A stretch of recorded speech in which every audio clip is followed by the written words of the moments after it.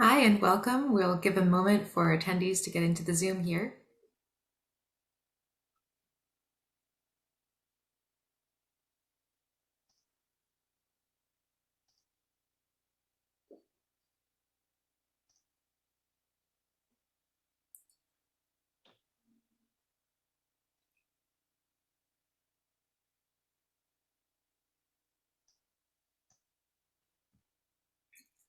All right, welcome to this listening session about the American Conservation and Stewardship Atlas. My name is Shantha Reddy Alonso, and I am the Director of Intergovernmental and External Affairs at the Department of the Interior.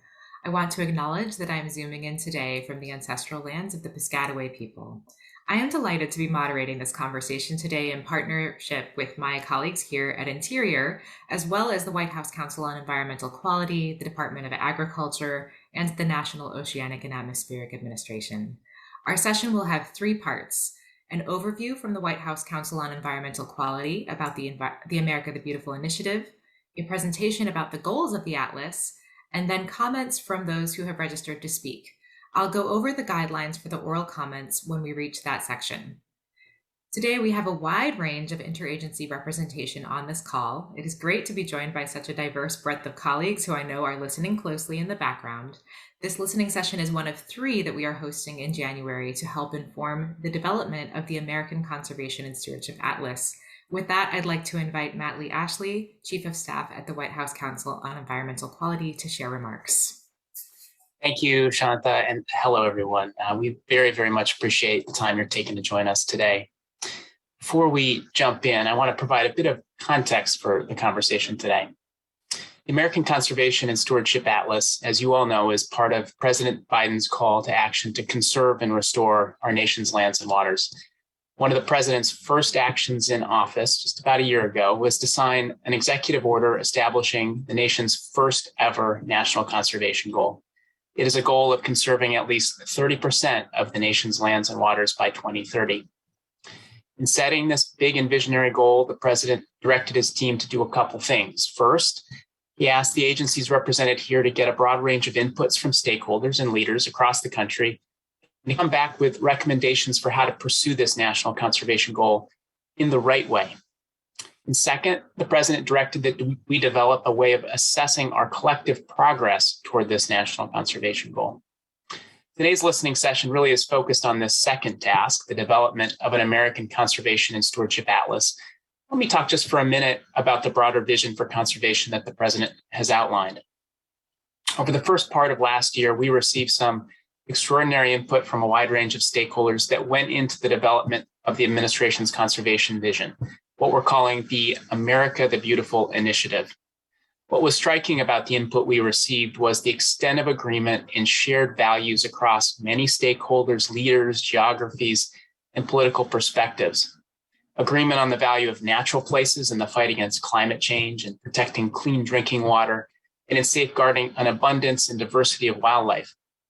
Agreement that we can and should be doing more to support and accelerate locally led conservation efforts of all kinds across the country. Agreement on the need to expand access to the outdoors and nature for all communities. And a lot of agreement on a set of principles which we adopted as the foundation of the America the Beautiful initiative in a report we published last May. These 8 principles here are to guide all of the work the Biden administration will do to advance conservation.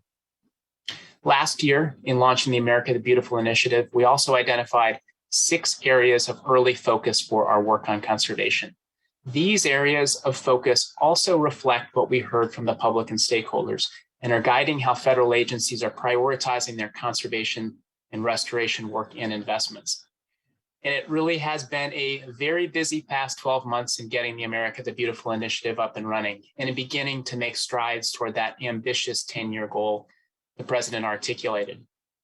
Within the Biden administration, we have created the America the Beautiful Interagency Working Group, co-led by CEQ Chair Brenda Mallory, Secretary of the Interior Deb Haaland, Secretary of Agriculture Tom Vilsack, and Secretary of Commerce Gina Raimondo. This working group is helping coordinate and advance conservation and restoration work across the government, with lots of agencies playing a big role. In the past year, you've seen USDA make big investments to support private land conservation, enrolling more acres in the CRP program, making its programs easier to use and more responsive to the needs of farmers, ranchers, and other landowners. You've seen NOAA propose that Chumash Heritage National Marine Sanctuary off the coast of California, expand Flower Garden Bank's National Marine Sanctuary, and propose new national estuarine research reserves in Connecticut, on Lake Michigan, and in Louisiana.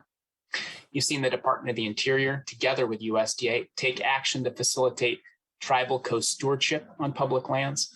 DOI also made major expansions of hunting and fishing access on national wildlife refuges, added new national recreation trails in 8 states, made big investments in new parks and outdoor spaces through the Great American Outdoors Act, and is working with states and tribes to conserve big wildlife migration corridors. Of course, there is more. In restoring national monuments, the president has reaffirmed the principle that once a place is protected, it is to be protected forever. And across the country, from the Tongass National Forest in Alaska to the Everglades in Florida, we are working to conserve and restore the health of some of the nation's most important ecosystems. And I have to say, we are truly delighted that Congress passed the president's bipartisan infrastructure law, which makes the largest investment in the restoration and resilience of natural systems in U.S. history. I also will say it is really exciting to see states, tribes, and local governments advancing their own visionary and creative conservation goals across the country. The America the Beautiful Progress Report, issued in December, has lots more detail on the collaborative work accomplished over the past year on conservation. Now, of course, in addition to the work we're doing to help support locally led conservation efforts, the Interagency Working Group is also tasked with help measuring our progress along the way. So we have a subcommittee composed of some of the best and brightest minds at the U.S. Geological Survey, NOAA, USDA, and beyond, that's helping conceive of and build an American Conservation and Stewardship Atlas. So it's now my honor to turn it over to John Armour of NOAA to talk about the development of this atlas. John. Great. Thank you so much, Matt, for those comments. The goal of the atlas is to bring together the best available data to provide a widely accessible and comprehensive picture of conservation and restoration work in America. We are interested in how the atlas can help measure and track progress towards that 30% goal, but we're also interested in hearing from you about the additional data and functions that the atlas could capture to be most useful to the public. We appreciate that America the Beautiful celebrates a continuum of conservation action. We recognize that many uses of lands and waters can be consistent with the long-term health of natural systems in this country and can contribute to efforts to advance climate resilience, safeguard biodiversity, improve equitable access to nature, and strengthen the economy. To help develop this atlas, we are gathering feedback from the public and engaging experts and stakeholders for insight on potential metrics, tools, data gaps, assessments, conservation classifications, and data schemas. We're now beginning to develop what we are calling the beta version of the American Conservation and Stewardship Atlas to be released by the end of 2022. We want to continue the conversation about what is needed to provide a more comprehensive picture of conservation and restoration in America, track progress towards our goals, and help inform efforts to address climate change, improve biodiversity, enhance equitable access to the outdoors and all of its benefits. The atlas will bring together readily available authoritative data. For the beta version, we'll be testing and building technology that enables data integration, user interactions, a map viewer, and dashboard displays.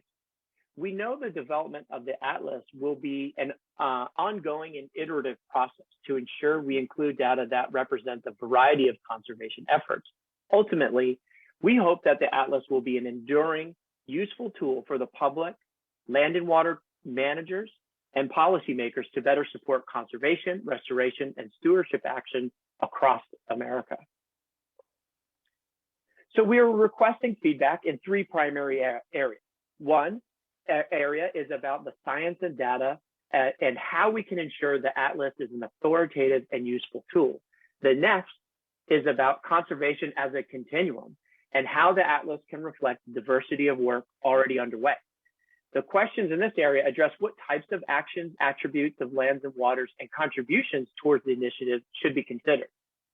The last area is about how the atlas can best reflect outcomes related to biodiversity, climate change, and equitable access to nature. So we very much welcome written feedback as well. This slide here includes information about how to submit comments online. Today's feedback is also complemented by 2 additional listening sessions that were held earlier this month and conversations with states, counties, tribes, and stakeholders. So with that, I will turn it back to Shanta, who will be facilitating the next portion of our session. So Shanta, back over to you. Thanks for that overview. Before we get started with comments, I want to go over a few housekeeping items. This session is being live streamed and recorded.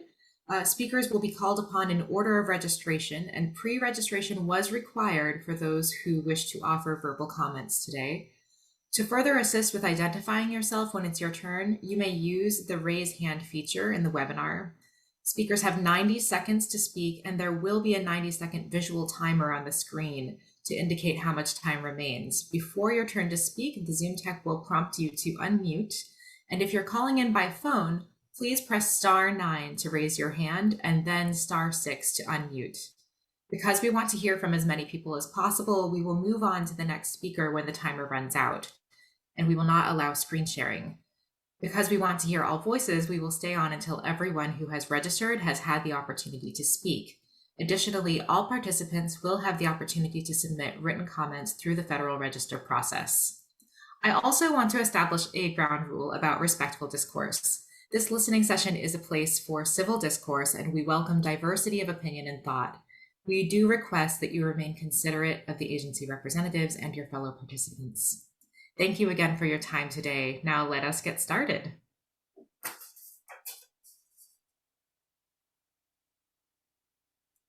And if you see your name on the queue for speakers 1 through 10, or you got an email indicating you're among speakers 1 through 10, please raise your virtual hand or use *9 if you're on the phone to raise your hand. And we'll get started with our first speaker. Hi, folks. This is Dominic De La Sala, Chief Scientist of Wild Heritage. Thank you for your presentation. I think my comments are mainly for John, and my organization is in the process of finishing the first coast-to-coast map of mature forests for the entire country. We will be able to identify every single major forest type that has mature forest by region, by landowner, by gap codes, and also overlay biodiversity, nature service involved, water, drinking water, and carbon, so that you can assess if those forests are protected, how much carbon is being accrued as you develop your nationally determined contributions to the Paris Accord and Article 5 to protect carbon reservoirs. We will have an app and a publication soon. Please reach out to me. This is really something you need to see. I will also emphasize that I would encourage you in the outcome phase to look for gaps in the coverage. It's not only important to identify what you have, but what's missing. And in the conservation community, only gap 2 at a minimum is really protecting the landscape. Anything else is not really strict protection. And so it's one thing to talk about what you have, but what's missing in this is absolutely critical. So I can help with that. Please reach out. Thank you. Thank you. Next, we'll hear from the Nature Conservancy.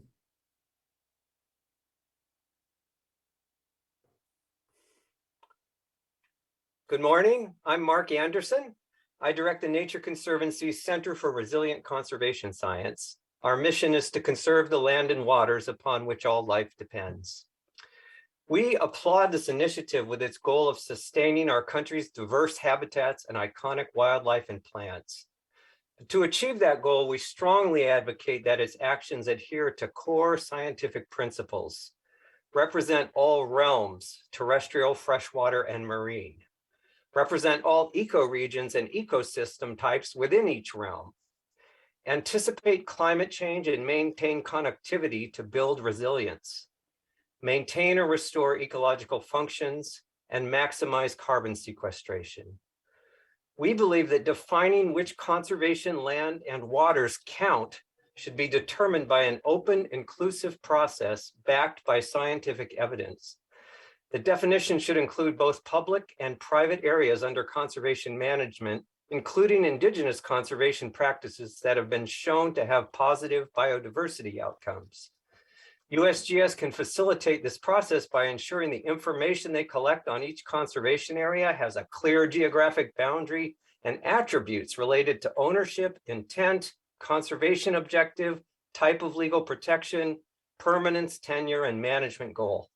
The Protected Areas Database is a great starting place, and we support continued efforts to expand the inclusion of state and private conservation lands. Thank you. Next, we'll hear from the representative from Hispanic Access Foundation. Hello, my name is Brenda Gallegos. Can you guys hear me? Oh, okay. Yes. Sorry. Hello, my name is Brenda Gallegos. I'm speaking on behalf of Hispanic Access Foundation. Hispanic Access Foundation believes we must start now to hit the 30% protection goal by 2030 to avert nature destruction, loss of access, and climate change. And we must go about it in an equitable, inclusive manner. Proactively seek engagement with frontline, fence line, and environmental justice communities and tribal nations as you create the Atlas. Consider creating new grants and opportunities that invite communities of color to the table. Use all the tools at your disposal, including the Antiquities Act, wildlife and urban refuges, research areas, marine sanctuaries, and more to reach the 30% goal.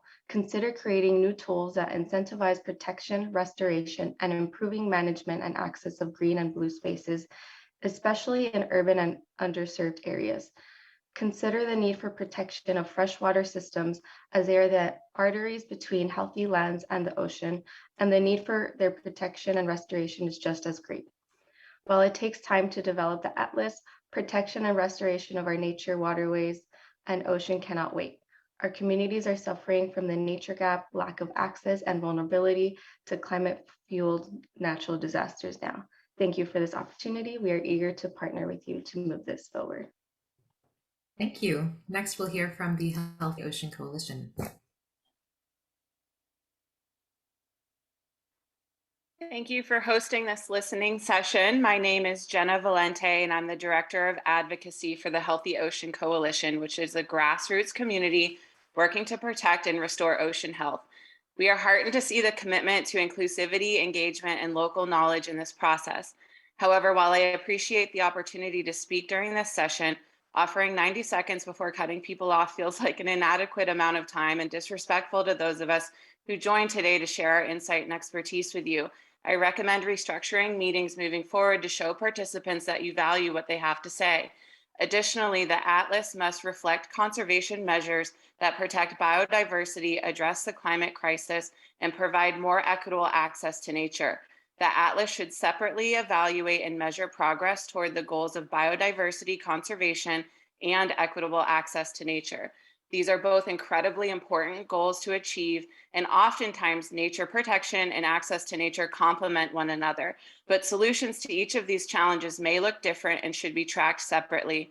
It's imperative that the administration takes ambitious conservation action in 2022, in addition to making progress on the Atlas. With only 3 years left in the term and 8 years until 2030, the actions taken by the administration over the next year will determine if the U.S. meets its conservation goals.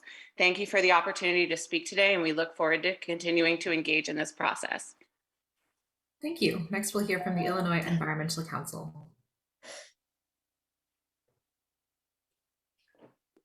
Hello.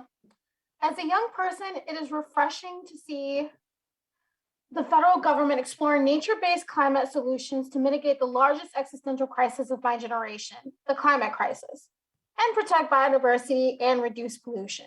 I appreciate the Department of Interior for allowing organizations dedicated to this work to provide comments and establish a baseline we need to take action on this opportunity we've been given.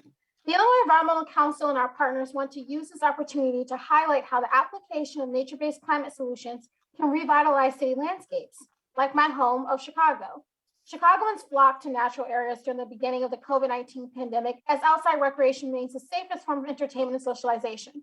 However, While some Chicagoans were enjoying the nature preserves, state parks, and botanic gardens, others were battling decades-long environmental racism that exacerbated the severity of the pandemic. The development of the Atlas can create a baseline for how and where nature-based climate solutions are critically needed. The Atlas should include the following data: brownfield and Superfund sites, environmental justice communities, demographics, air, water, and soil quality at the community level, pollution levels, proximity to open space, workforce statistics, and zoning code data. By providing a snapshot of the pressing environmental issues communities are facing, cities like Chicago can implement solutions that address the nuances of individual community needs. Thank you for allowing me to speak today. Thank you.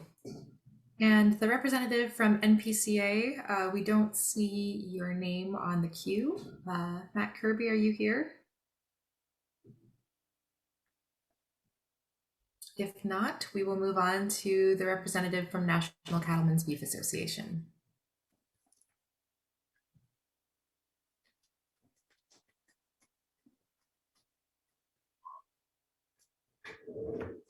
You may still be on mute if you're speaking.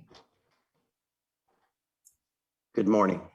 Morning. My name is Dave Daly. I'm a rancher in Northern California in the Sierra Nevada mountains, private and public lands with the USDA on Forest Service. We've been ranching there since 1850. We're very encouraged to hear the idea of inclusive approaches to conservation and looking at things that have been done historically. We don't need to start fresh. The ranching community really values the open space that we protect in the West and throughout the United States. In particular, I've been concerned about the leapfrog development that occurs into open space and public lands, areas that we can protect and have protect. Grazing is a conservation practice. It's one that we're proud of. It has in place guidelines which allow us to protect and improve the ecosystem, protect wildlife. I know of no rancher who does not specifically value the open space they're associated with and want to see that protected. I'm also encouraged in California, we've been working on 30 by 30 with the Newsom administration before this proposal from the Biden administration. They've been very inclusive to the ranching community, recognizing the conservation easements, the work we've done to protect open space on both public and private lands. Half of California is owned by the state of federal government. So we have protections in place. We want to see those included as we begin to develop an atlas. And I think how that is done is to make sure that we are at the table and we appreciate the approach the administration has taken to make sure all voices are heard in this process. Thank you. Thank you. Next, we'll hear from Western Sky Strategies. Good morning. I'm here on behalf of the Society for Range Management, which is a professional scientific society whose members are concerned with studying, conserving, managing, and sustaining the varied resources of rangelands. Natural resource professionals, like our members, are key allies in improving the overall health and resilience of ecosystems across public and private lands. Accordingly, we urge you to consider the role of our members will play as this initiative is implemented. According to the USDA NRCS National Resources Inventory, nearly 33% of the nation's 770 million acres of rangeland are not in private ownership. 1/3 of the nation's rangelands are managed by numerous public agencies, including BLM, Fish and Wildlife Service, Forest Service, and others. NEPA provides that land managed under federal jurisdiction should currently meet the 30% goal of protected lands. Further, among federal agencies, there is limited commonality as to the method for site-specific classification and monitoring. Use of ecological site descriptions to classify and evaluate land management options uniformly across the landscape will increase the efficiency of monitoring and assessing resource issues at all levels, local to national. Consider expanding efforts of the NRCS, Forest Service, BLM, and ARS in development and implementation of ecological site descriptions government-wide. SRM affirms that conservation is not a static goal. Past policies have prioritized setting land aside as a means of conservation. It's not healthy to maintain a hands-off management approach on rangelands. Thank you. Thank you. Next, we will hear from the Public Lands Council.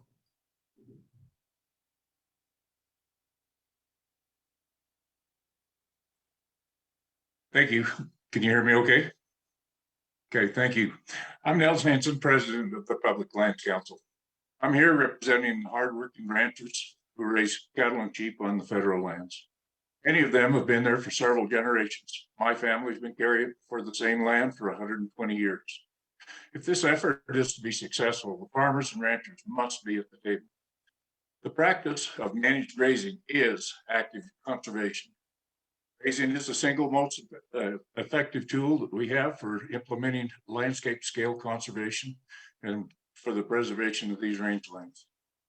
On the federal lands, grazing protects the multiple use by keeping these lands healthy and protected from development.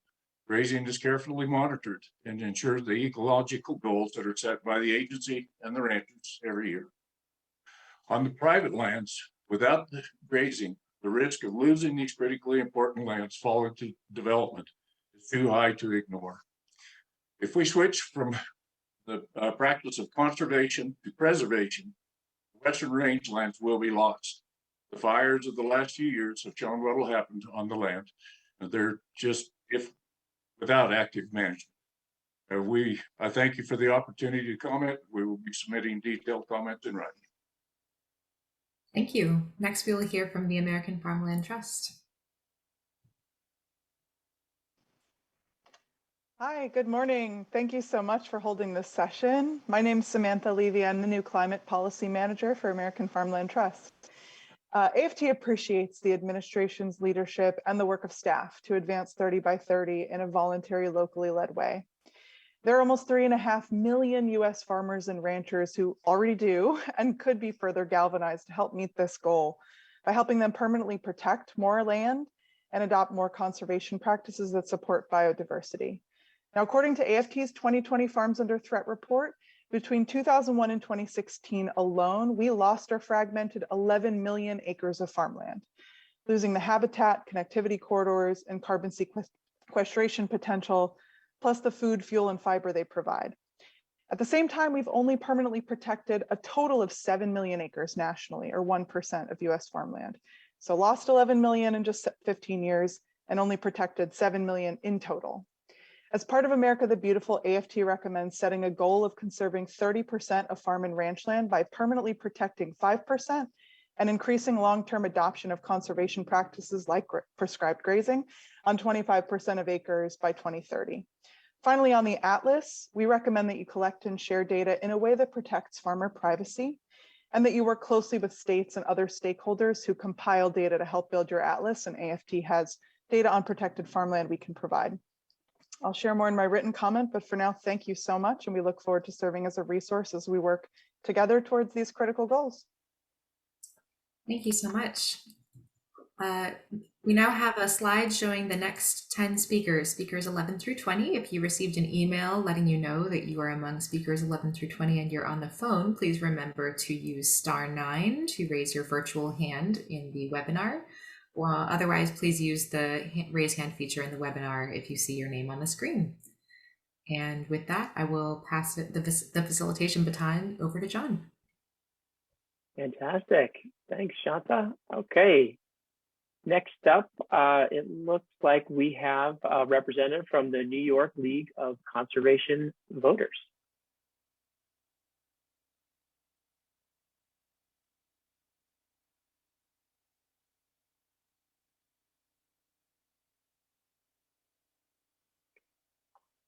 If you're speaking, we can't hear you. Maybe on mute. Hi, can you hear me now? Yes, yes, we can. So sorry about that. Good morning. My name is Joshua Kleinberg. I'm the Senior Vice President at the New York League of Conservation Voters. New York has a long and proud bipartisan history of land and water conservation. The Adirondack Park, created in 1892, is one of the first forever wild forest preserves in the nation. At 6 million acres, it's the largest publicly protected area in the contiguous United States and also the largest national historic landmark, covering an area larger than Yellowstone, Yosemite, Grand Canyon Glacier, and the Great Smoky Mountain National Parks combined. Over the last century, New York State Constitution has been amended several times to guarantee protections for forest lands and watersheds, and most recently, it established the right of each person to clean air, clean water, and a healthful environment. In anticipation of President Biden's announcement of a national commitment to conserve at least 30% of the lands, waters, and oceans in our country by 2030, local elected officials from across the nation released a letter 1 year ago to show their support. Among the 450 national signatories were 111 Democrats and Republicans from all over New York State. Inspired by the America the Beautiful initiative, the New York State Legislature is pursuing its own 30 by 30 legislation. And so in order to ensure alignment with New York's 30 by 30 goals, we are hopeful that the American Conservation and Stewardship Atlas measures conservation in ways that promote biodiversity, preserve open spaces, protect green spaces in urban areas, and most critically, advance environmental justice and equitable access to nature. Thank you so much for the opportunity to testify today. Great, thank you for that. Next up, we have the Ocean Protection Coalition.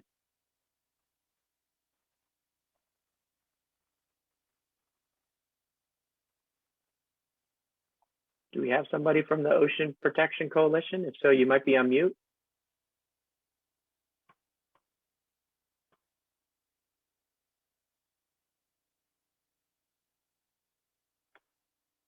Okay, well, next up, we've got the Outdoor Industry Association. Thank you. My name is Rebecca Gillis, and I'm calling in from Golden, Colorado, and I'm the State and Local Government Affairs Manager at Outdoor Industry Association. OIA is a national trade organization representing hundreds of outdoor businesses across the country, and we believe that every American should have equitable access to the outdoors. We would like to thank the Biden administration for the opportunity to voice our input in regard to the Atlas. Implementation of the America the Beautiful plan is pivotal to the long-term survival of our industry. Our comments are straightforward. Number one, we support the efforts to develop an accurate, up-to-date atlas to display national and local progress in pursuance of the goals delineated in the America the Beautiful initiative. Number two, we believe the Atlas should be a tool that is understandable and accessible for members of all communities across the country and in tribal nations. To ensure that this expectation is met, DOI and partners should strive to prioritize input on the development of the Atlas from groups who are currently or have been denied safe and equitable access to the outdoors. And number three, we believe that flexible, fair, and sustainable standards should be employed when measuring efforts that will count toward the 30 by 30 goal. In particular, we are supportive of a strategy that includes protected public lands, but also prioritizes the development of close to home recreation opportunities for nature-starved communities. Thank you. Great, thank you for that. Next up is the Jones Family Farms. Hi, hope you can hear me okay. We can. Great, thank you. I just really appreciate you guys reaching out. I am really just here as a farmer, 6th generation farm. We farm over 500 acres in southwestern Connecticut, a very highly suburbanized area where there's not much open space left. I think it's wonderful to take into consideration what farms can do for us to survive and provide the climate resiliency and open space that people crave. Our farm, we have hundreds of people who work for us and many, many thousands of guests who visit us each year. What I think you need to know for us to survive as a farm and other farms in this area is supporting the public-private partnerships for farmland preservation, both at state and the federal level. As a farmer, we're constantly challenged with invasive species and other climate change issues. So supporting research at universities and cooperative extension, we need those to remain economically viable. And also the importance of a strong farm credit system.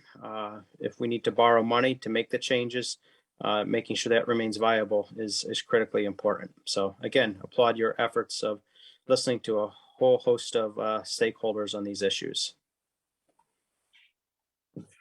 Great, thank you.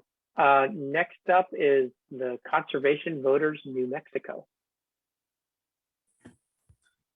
Hi, good morning. My name is Greg Peters, Senior Policy Advocate for Conservation Voters New Mexico. Thank you for the opportunity to provide comments today. Last August, New Mexico Governor Michelle Lujan Grisham signed an executive order that committed the state to 30 by 30, the second state in the nation to do so. The state's 30 by 30 framework complements the nationwide effort to protect our lands and water, but is tailored to honor New Mexico's traditional land uses. The executive order began a conversation about how best we can achieve the 30 by 30 goal. And we started that conversation by thinking about what's in our own backyard. The Conservation and Stewardship Atlas should accurately represent the complexity of land management and ownership in the West and acknowledge Indigenous contributions to reaching the 30 by 30 goals that are outside of traditional land use designations. Here in the land of enchantment, we have a tapestry of land use regimes. In addition to private lands and lands owned and managed by federal and local governments, there are sovereign lands belonging to 23 Indigenous communities, 19 Pueblos, 3 Apache tribes, and the Navajo Nation. We are also home to 295 land grants and close to 700 functioning acequias across the state. It is essential to promote a broad view of conservation that reflects the importance of traditional resource protection and tribal self-determination. Our Indigenous communities are the original land managers and have a wealth of experience in properly caring for our landscapes. We believe the administration should work in partnership with tribal nations to address data gaps and determine how best to capture the ecological integrity and value of tribally managed landscapes and public lands with cultural resources within the Atlas. Thank you again for the opportunity to speak. Thank you. Next up is the First Presbyterian Church of Santa Fe.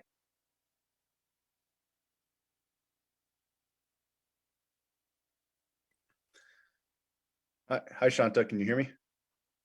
We can, yes. Okay, thank you. So my name is Reverend Andrew Black, and I'm representing Earthkeepers 360, an organization that works with spiritual leaders and faith communities across the country on public land, wildlife, and environmental issues.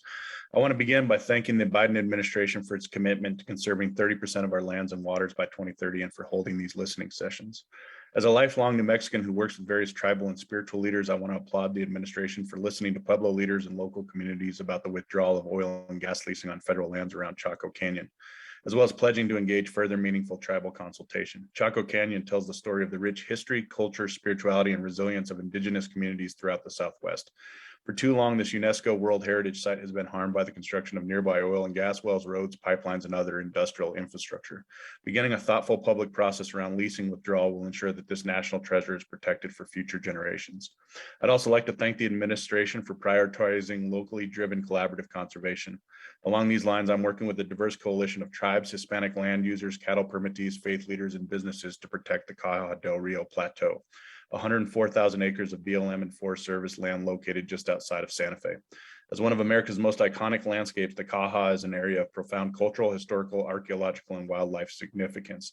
The Caja contains thousands of ancient petroglyphs, as well as home to the historic trail of El Camino Real de Tierra Adentro and iconic stretches of Route 66. As one of the most endangered places in the Southwest, we want to encourage the administration to work with our coalition and the All Pueblo Council of Governors in supporting responsible stewardship and permanent protection of the Caja del Rio. Thank you. Thank you. Next up is the Earth Justice. Thank you so much. As you have heard from the speakers before me, the Biden-Harris administration must boldly scale up conservation in the face of a climate emergency that cost the U.S. almost 700 lives and $145 billion just last year. And in face of a biodiversity crisis where we will lose more than 1/3 of all species by the end of the century if we don't change our trajectory. Identifying and conserving climate forests for your 30 by 30 atlas is one important piece of that puzzle. We know that fire is one of the disasters getting worse due to climate change. And one way to address that in the atlas is to protect our climate forests, our mature and old growth trees and stands. These types of trees are fire resilient, and taking affirmative action to conserve and restore them will protect homes and lives from extreme fires. These trees are also vital in our fight against climate change. They are the heavy hitters in carbon storage, storing huge amounts of carbon that are released when they are cut down, even if they are put into 2x4s. Climate forests are buffers against fire disasters, storage banks for keeping harmful carbon out of the atmosphere, and lifeblood for thousands of species. Unfortunately, on a large portion of our federal forests, including Forest Service and BLM lands, these types of forests are not sufficiently protected. And I would encourage you to use the Atlas to help protect these trees from the current threat of logging. Let our climate forests grow. Thank you so much for taking all of our comments. Thank you. Next up is Wild Montana.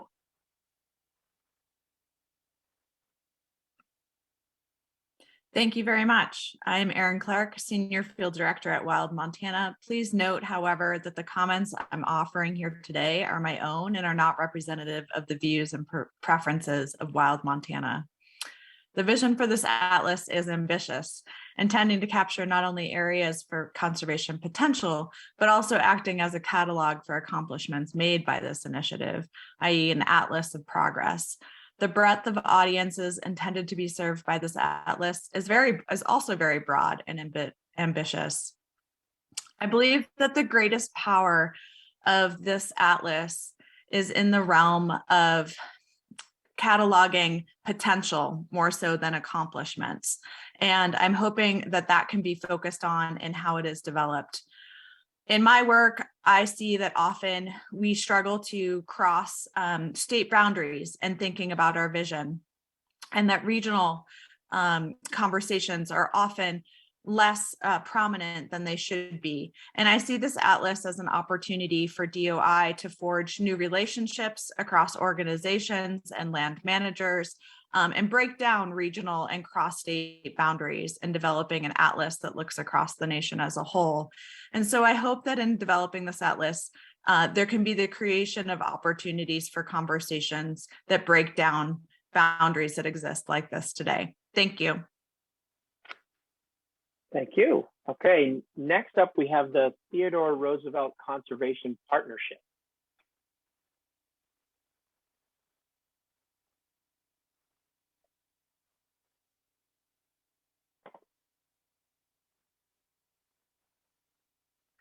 If you're on for the Theodore Roosevelt Conservation Partnership, oh, yeah, now we can. Yep, go ahead. All right, thank you. Good morning. Thank you for the opportunity to be here today and to discuss the America the Beautiful Conservation and Stewardship Atlas. I'm Joel Webster. I'm the Vice President of Western Conservation with TRCP. And our mission is to guarantee all Americans quality places to hunt and fish. You know, America's hunters and anglers depend on abundant fish and wildlife populations, and that requires, quality fish and wildlife habitat. And we believe the Atlas needs to be both scalable and adaptable. And what I mean by this is the federal agencies need to rely on landscape level geospatial layers that can continually be updated as decisions are made, agreements finalized, and information gathered. So if lands go out, that should count. And if lands come in, that should count. And it should be done as time goes on. And one possible way to count lands as conserved would be to develop a decision tree or a checklist, where like actual management allocations or agreements for an area would be the determining factor if it's counted versus simply counting something because of its particular name.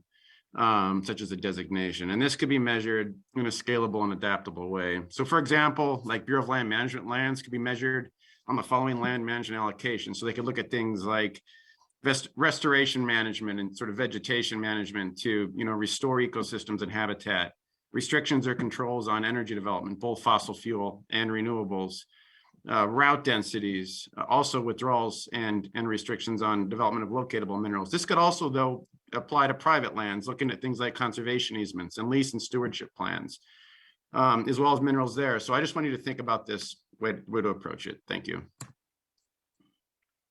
Thank you. Next up is the Ocean Protection Council Coalition.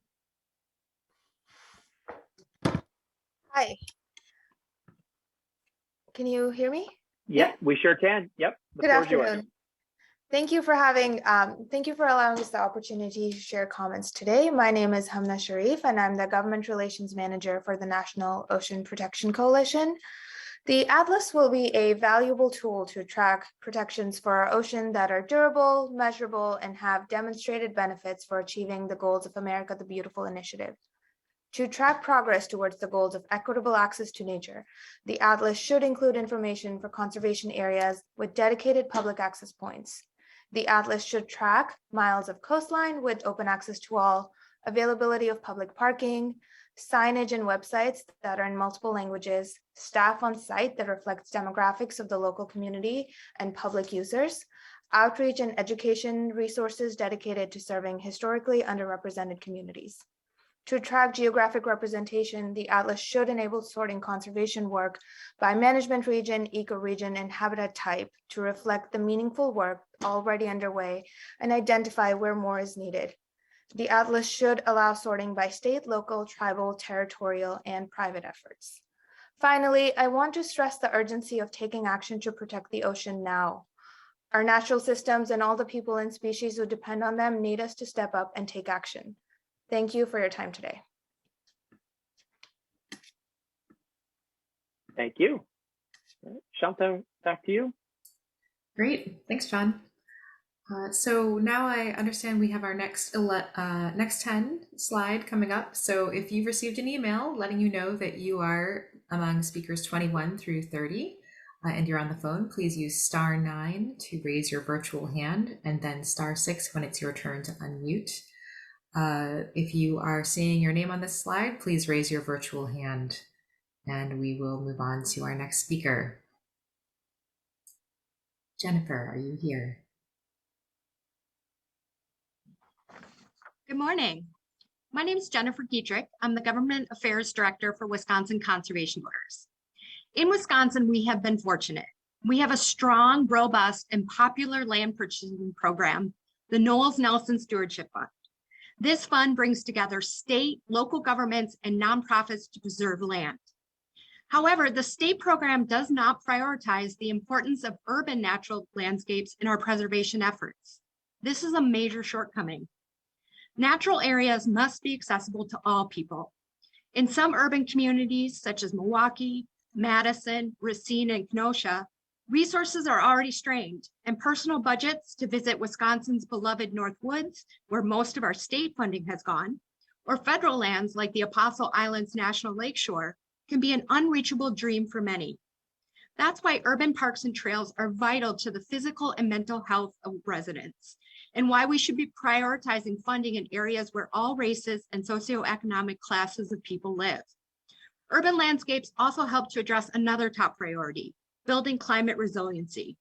Increasing urban tree cover was identified in Governor Evers' recent climate change task force recommendations because it helps to reduce heat islands during the summer, limit non-point runoff pollution during increasingly hard precipitation events, and reduces the harms of air pollution on human health. As you look to survey the lands in need of protection, I urge you not to overlook our urban natural environments. Thank you. Thank you. And I understand that the representative from City of New Haven is not here. We will move on to the Wilderness Society. Good morning. My name is Matt Dietz, lead ecologist at the Wilderness Society. We are hopeful for an America the Beautiful Conservation Atlas that both sets a high bar for protection on federal public lands and incentivizes many types of community-led conservation across all lands. America's natural lands are one of our best tools to stem climate change, preserve American wildlife, and sustain thriving communities. The Atlas should be a tool of accountability to track the growth of formerly protected areas, such as national parks, wilderness areas, national monuments, wildlife refuges, and national conservation areas, and administrative actions and rulemakings that provide for enduring conservation. Recent administrative actions on Bears Ears, Chaco Canyon, and Boundary Waters demonstrate what this atlas should incentivize: enduring protection of land and collaborative management with tribal nations. There are, however, lands that must not be recognized in the atlas as protected. Any lands that are open to non-ecological commercial logging, mining, oil and gas development, or other heavy extractive uses. The Atlas should expand the current GAP system to recognize more gradations of conservation and other effective area-based conservation measures, and incentivize progress for increased conservation across all lands without abandoning the science, which points to formally protecting 30% of the Earth by 2030 as a milestone toward protecting half of the planet by 2050. Finally, to deliver on the administration's historic commitment to environmental, racial, and economic justice, the Atlas should incentivize efforts to close the nature gap and address environmental injustice that disproportionately harms communities of color. Thank you. Thank you. We'll now hear from the Land Trust Alliance.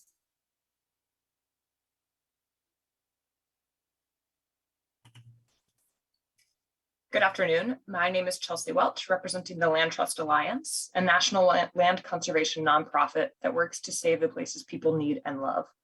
We are the voice of private land conservation, representing nearly 1,000 member land trusts across the U.S. Our members have worked with enthusiastic landowners in their communities to conserve over 61 million acres of land, more than all the acreage in America's national parks. With over 60% of U.S. lands under private ownership, we cannot meet the 30 by 30 goal without engaging private landowners.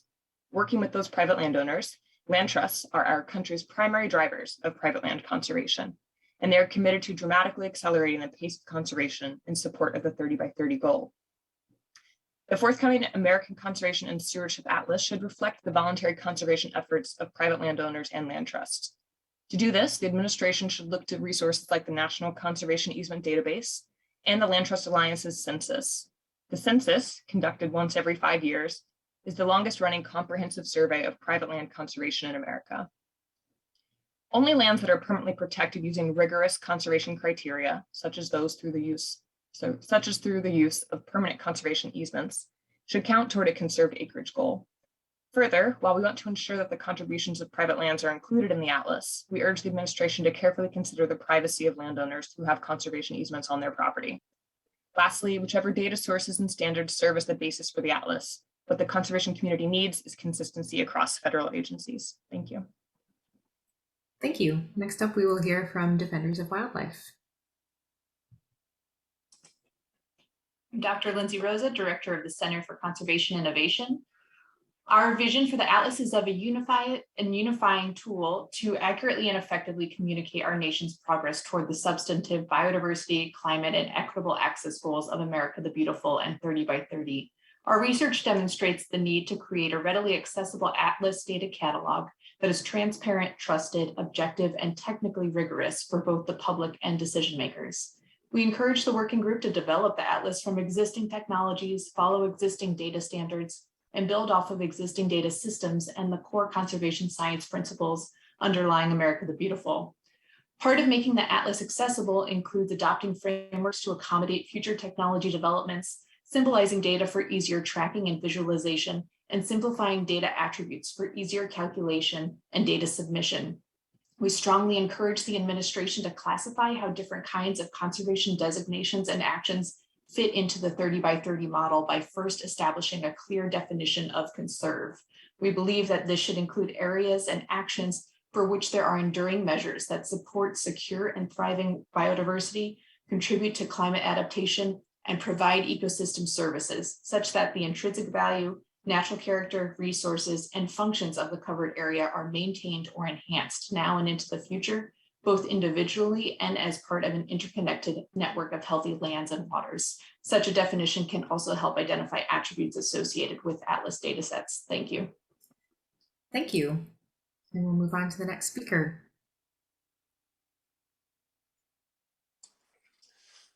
Good morning. My name is Russell Galapa, and I represent the Coalition to Protect America's National Parks.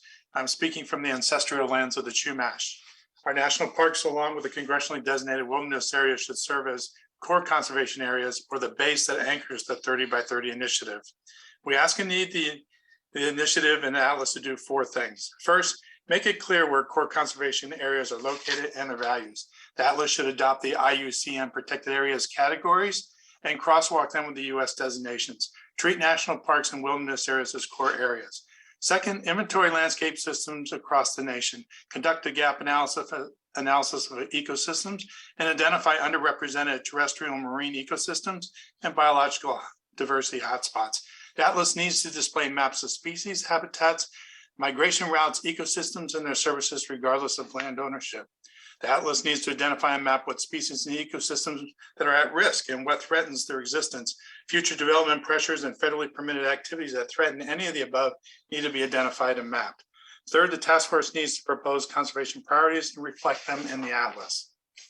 Look for opportunities to establish cross-boundary designated wilderness on federal lands and use the Atlas to identify and establish connectivity between conservation units. Lastly, there needs to be accountability through monitoring and evaluation. This is needed to detect how ecosystems are changing over time and how the initiative is meeting said goals. Assure the core areas have monitoring programs in place to measure change and increase the National Park Service Inventory Monitoring Program by $16 million. Thank you, and we will submit written comments. Thank you. Next up, we have a representative from Next 100 Coalition. Great, thank you so much. Hello, my name is Jessica Loya, and I have the pleasure of representing the Next 100 Coalition today. The Coalition is a collaborative network of community organizations, environmental justice organizations, conservation and public health centered organizations all across the country and in Puerto Rico.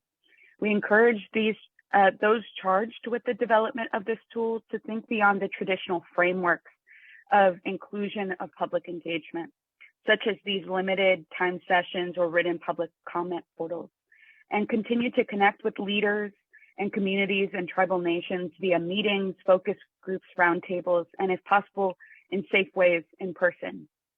Additionally, we encourage you to think deeply about how you demonstrate access or lack thereof of the outdoors for communities, ensuring that such data can show things like distance from communities to green or natural spaces, per capita ratios of access to green spaces for local communities, similar to the 10-minute walk metric used by the Trust for Public Lands. Finally, we additionally recommend that the agency working group connect with similar justice-centered working groups, such as the Justice 40 Agency Working Group, to see how this tool can use the data and learning being collected for the Climate and Economic Justice Screening Tool to ensure we are capturing climate resiliency from a perspective of environmental justice, access for currently underserved communities, which both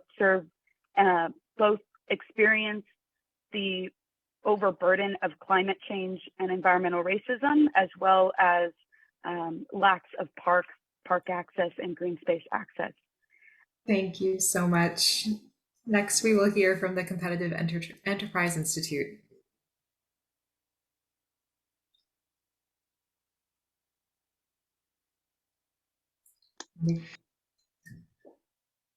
Oh, it looks like you're muted.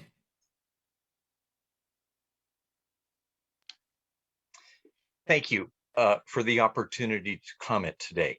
My name is Myron Ebell. I am Director of the Center for Energy and Environment at the Competitive Enterprise Institute. The 30 by 30 project, the America the Beautiful program, and this atlas lack congressional authorization. And although I appreciate the commitment to honor private property rights until such time as it's authorized by Congress, I hope you will get off on the right foot by giving reality to your commitment to protect private property rights. So I hope you will not include any private property in this atlas without the express written consent of the landowner. Second, I think because of the potential negative economic and environmental impacts of some of the policies that are being talked about for this program, that counties have the ability to opt out. And I think that that should be written into the atlas right now. And finally, since this program is likely to limit multiple use even more than it's already been limited, I suggest that adequate notice be given to all holders of valid existing rights on the public lands. Thank you. Thank you. We'll move on to the next speaker.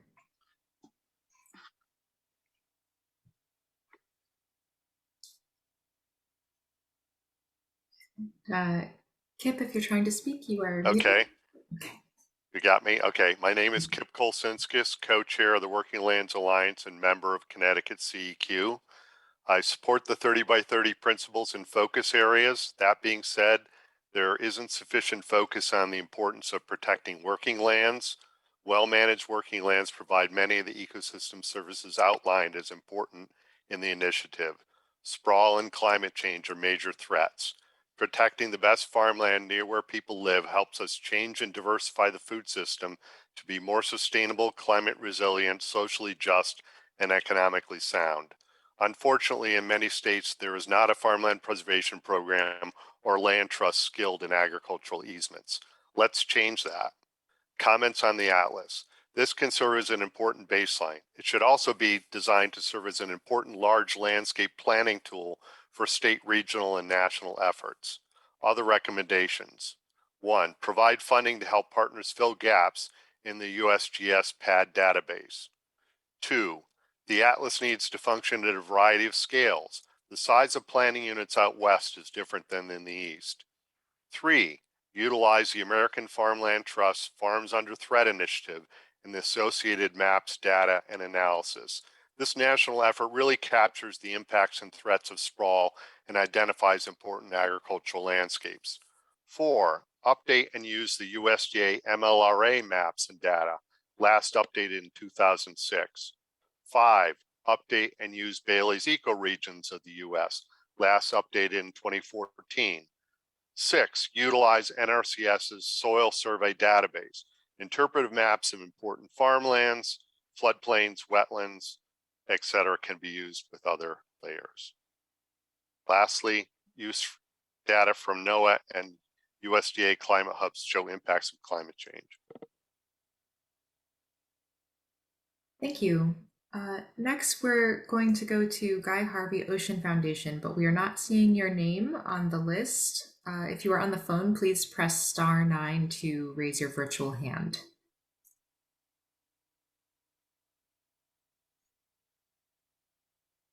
And seeing nothing, we will move on to our slide that shows the next 10 speakers. If you received an email that you're among speakers 31 through 40, now is the time to use *9 to raise your virtual hand. If you are in the webinar, please use your virtual hand raise feature at this time if you are among speakers 31 through 40, and we'll move on to our next speaker, please, from the American Petroleum Institute.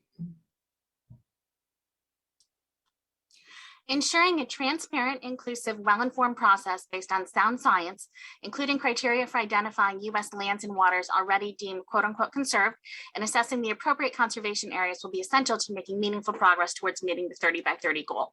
Onshore conservation should be framed in terms of cooperative federalism. Federal conservation measures are a key overlay, but the Atlas should encourage viewers to remember that the states are the main regulators of most lands and waters.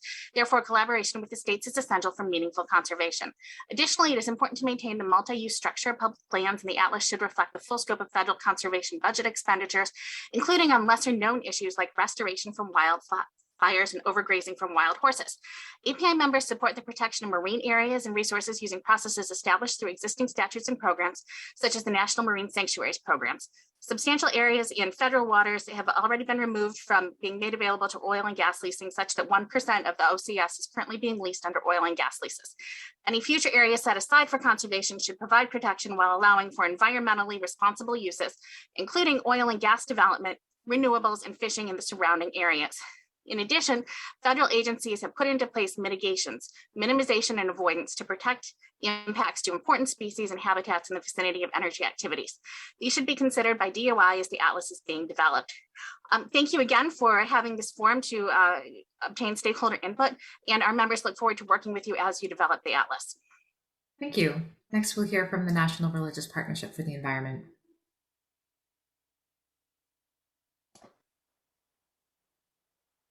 Hello, I'm Cassandra Carmichael, Executive Director of the National Religious Partnership for the Environment, which is a broad alliance of national faith institutions working on care of God's creation and with a particular concern for those communities on the front lines of environmental degradation. And I thank you for the opportunity to speak about the American Conservation and Stewardship Atlas. The Atlas can be a tool that lays the path for how federal, state, and local governments can steward God's creation in ways that better serve us all, but particularly communities of color. In order for America the Beautiful to support healthy communities, the Atlas should not just focus on identifying remote areas, but must inventory and prioritize those places that are embedded in community life. For America the Beautiful to truly fulfill its mission, it must pursue a collaborative and inclusive approach. I hope that the comment process for the Atlas will seek robust input from those that will be most impacted by climate change and other environmental harms, including the voices of Black, Indigenous, Latinx, and other communities that have been systematically excluded from decision-making. Ultimately, America the Beautiful must conserve lands and waters for the benefit of all people. Thank you again for this opportunity to speak. Thank you. Next, we will hear from Florida Conservation Voters.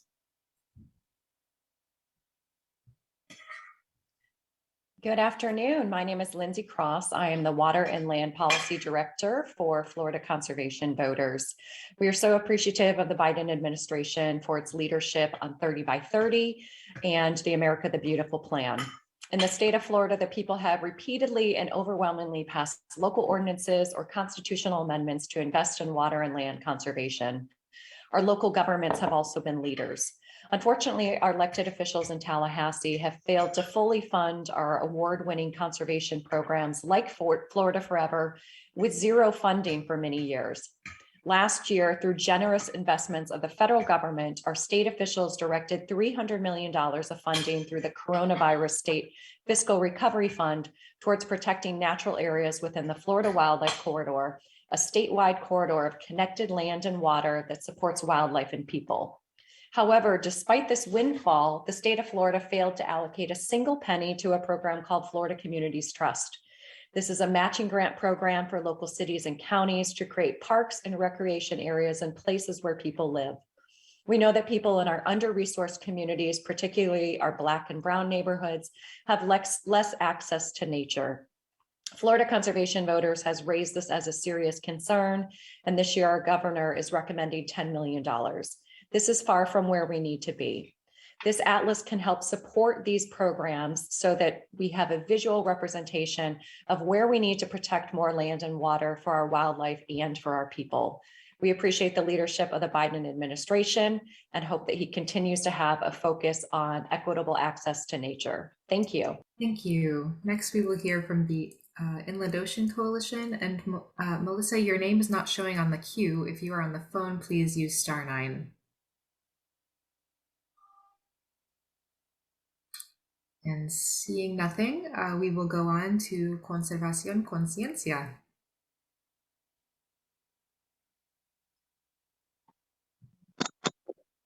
Okay, thank you for allowing us to be on the call. Can you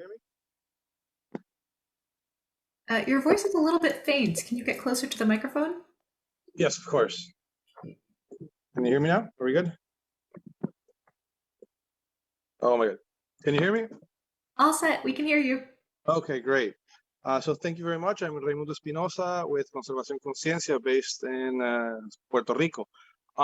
We would like to just bring, in reference to the tool, we would like to talk about the engagement and participation of local communities, especially of color, of tribal, native-led and serving organizations that must be an integral part of every aspect of the Atlas tool's development in order for it to be successful. So we really hope that the federal agencies prioritize engaging with these communities so that they can be, since most of them are the most impacted by climate change, as well as unequal access to green space, and centered around the voices of many of these communities that have been systematically excluded. When we speak about systematically excluded, we can bring the issue of the territories that we continue to be systematically excluded. We don't have the rights to choose our representatives in Congress or in any administration led by any president. And so we really need to be able to have a role in this atlas, as well as the effort in general. We really call on the federal government to support community-led and design conservation priorities, to provide investment of funds into projects that benefit local communities, including but not limited to youth programs, employment opportunities, and trainings around renewable energy, as well as conservation opportunities. Puerto Rico has been doing this type of effort since 2013, when it joined the 2020 challenge, which was to protect 20% of its oceans by 2020. Puerto Rico now protects 26% of its territorial waters. And so we can be leading the. Unfortunately, we need to move on. We're at time. Thank you for your comments. And I understand Blue Sky Funders Forum is not here, so we will go to Tall Timbers Research Station.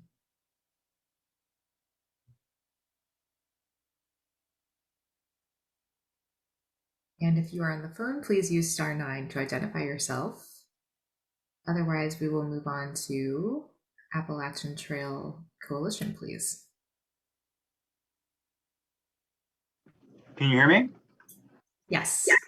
This is Brendan Mishlevius with the Appalachian Trail Conservancy, which originated and coordinates the management of what is now the Appalachian National Scenic Trail, or AT, the most successful intentional conservation project in the history of the United States. Before we can understand how protected land is and perpetual conservation to protect biodiversity, bank carbon, and provide for recreational opportunities and maintain community character is essential, We must understand which land or interests in land the United States owns or has conservation easements over. Believe it or not, this is an issue for public lands like the AT, where surveys are outdated, interests are often unclear, and the federal government has not provided adequate funds to clarify the extent of land ownership or to measure the status of those lands. The federal government can advance this work by deepening investment in the National Scenic and Historic Trails cooperative management systems, advancing its technological upgrades within the land management agencies, particularly the digitalization of deed and other ownership and management related data. Mapping the presence of lands protected or eased by programs such as Forest Legacy, the Regional Conservation Partnership, and Partners for Fish and Wildlife programs that provide greater benefit to clean air, water, and promote biodiversity is essential, as well as reflecting the leverage benefit they provide with protected units such as the AT, Michoud State Forest, and Sky Meadow State Park. It cannot simply be taken for granted that currently state or federally protected lands count towards the desired 30%. The lands must be managed in a way that promotes climate health and biodiversity. Beyond measurement, in order to be successful, America the Beautiful should focus on eastern landscapes, such as the large landscape anchored by the AT, to maximize benefits and provide for the future. Thank you. And next we'll hear from the Society for American Archaeology.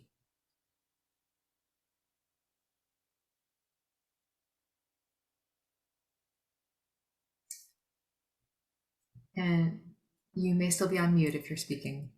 Okay, can you hear me now? Yes. Okay, my name is Kimball Banks. I'm a professional archaeologist and I represent the Society for American Archaeology and its president, Dr. Deb Nichols, who could not participate today. The Society thanks you for hosting this listening session on the American Conservation and Stewardship Atlas and the America the Beautiful initiative. The Atlas would be a powerful asset in this conservation effort, and we look forward to providing formal written comments in the weeks ahead. We have two specific points. First, without an understanding and appreciation of our near and distant past, our knowledge of the present would be greatly diminished, and the society and culture that our children and grandchildren inherit will be much the less for it. Therefore, it is imperative that every effort be made to ensure that the Atlas includes information on cultural resources as well as natural resources to be protected by the ATB. Second, some of the cultural resources that will be impacted by the ATB could be of a highly sensitive nature that should not be widely available in a public accessible database.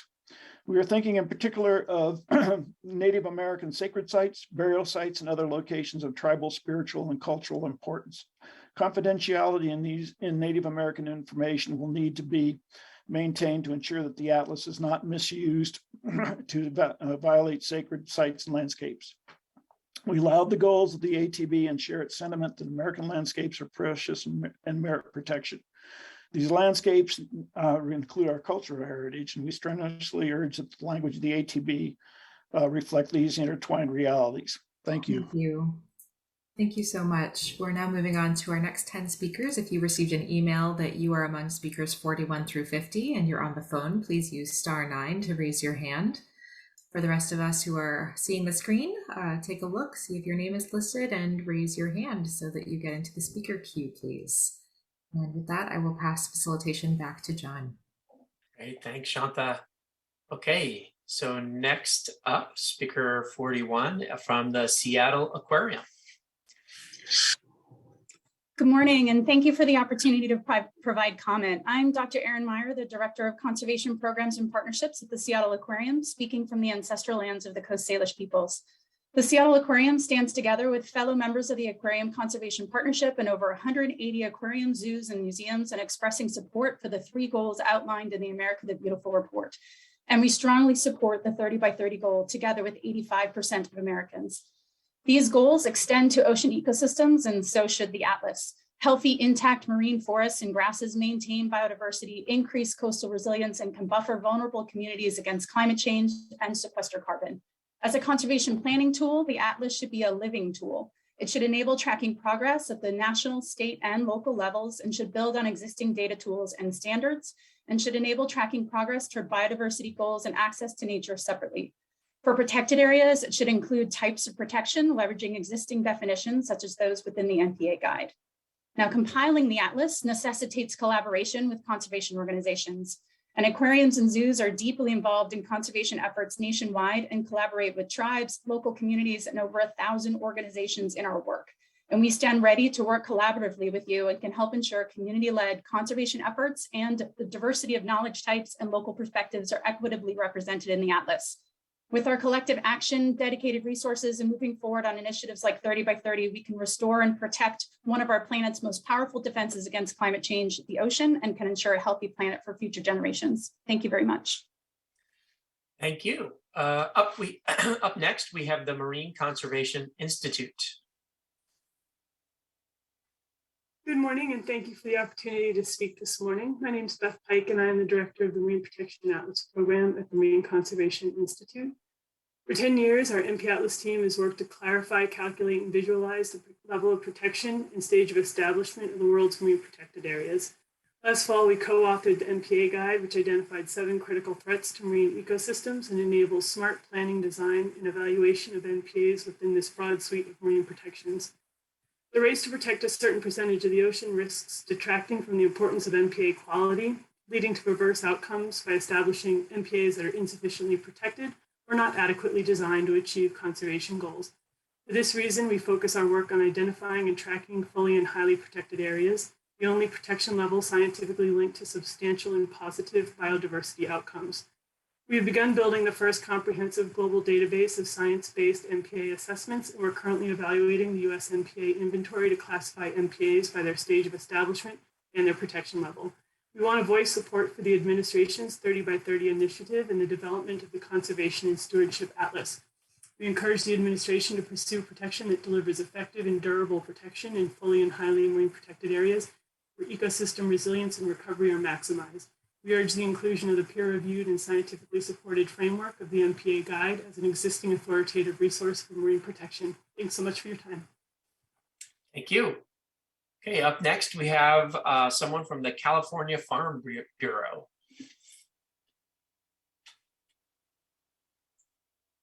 There we go. Can you hear me? Yes, we can.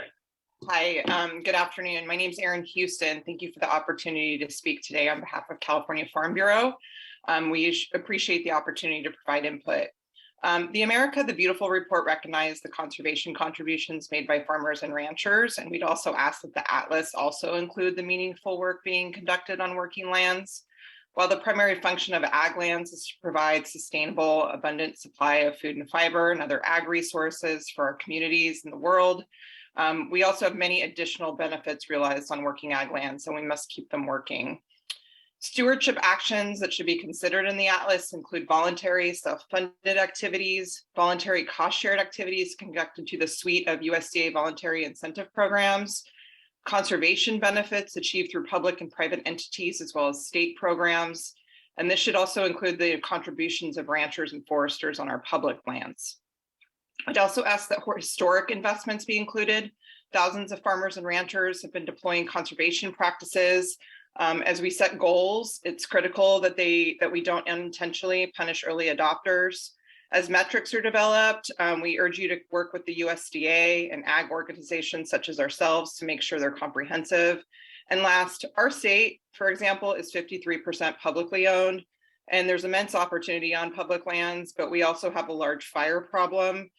We hope that the Atlas reflect the impact of management and the subcondition and reforestation needs of our public land spaces and the impact that that has on ecological function, species, and habitats and recreation. Thank you. Thank you. Okay, next up, we have someone from the Conservation Fund.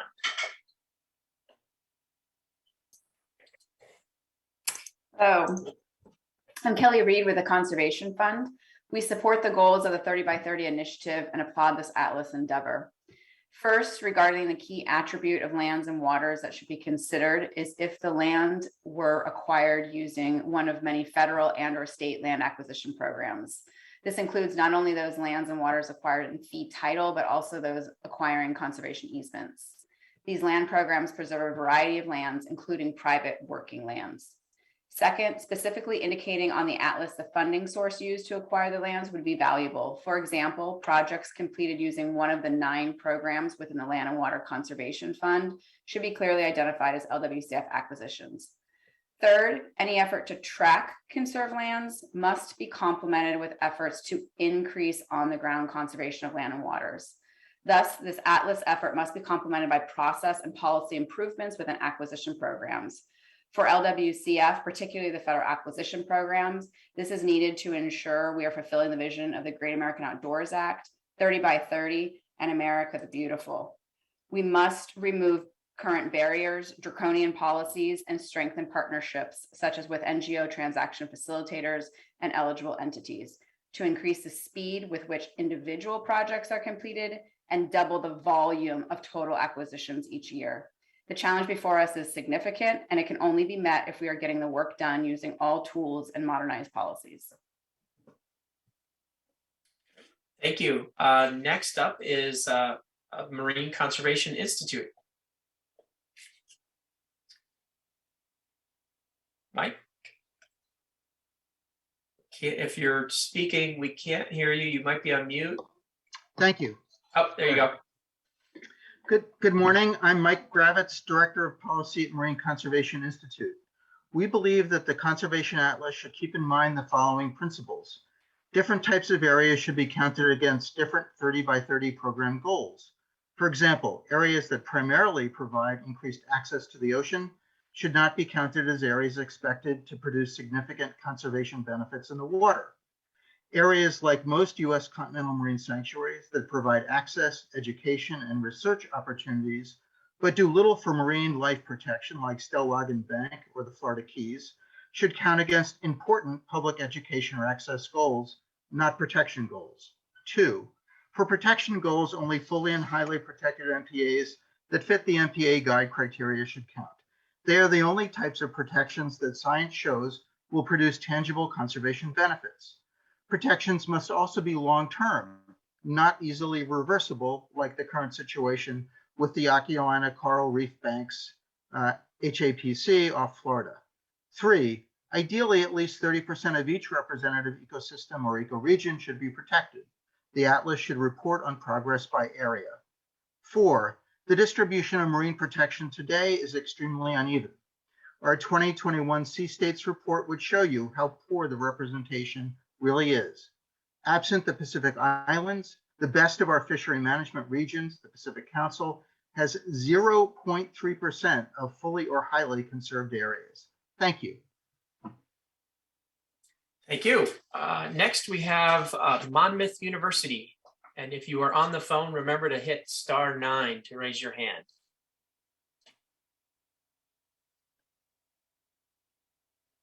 Not seeing a hand. We can go to the next one.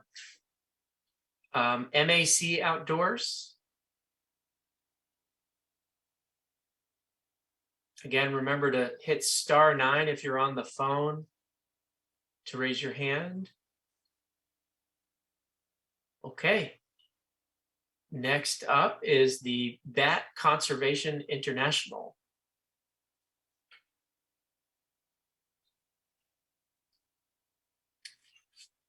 All right. Nobody? Again, *9 to raise. Okay. All right. I think we can go to the next one.